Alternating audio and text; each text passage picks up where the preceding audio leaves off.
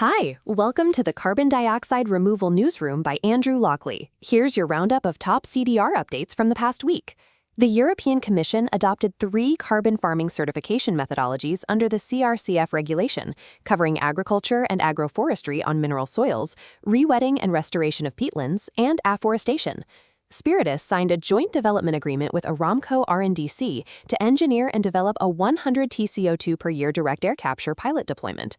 Thryve.Earth secured 10-year offtake deals with Google and McKinsey via the Symbiosis Coalition for over 335,000 tons of nature-based CDR, with Google purchasing 260,000 tons and McKinsey buying 75,000 tons.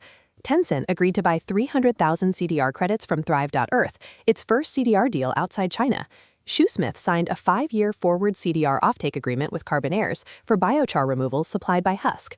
Idex and Nuada launched a 10,000-ton BECCS hub in France.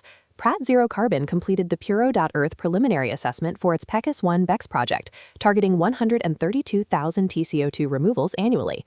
Isometric launched the Evidence Library, simplifying supplier submissions and speeding verifier reviews. Arrhenius AG closed a seed funding round to scale its microalgae-based carbon removal technology. Octavia Carbon unveiled Africa's first real-world green concrete deployment in Nairobi with Zen Carbon. Global Carbon Council and CCS Plus partnered to develop high-integrity CDR and CCS methodologies. Natural Resources Canada, NCARN, announced over $26 million for 17 clean energy projects, including one led by carbon upcycling.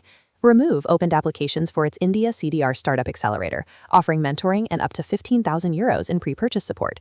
Deadline, 23 August 2026.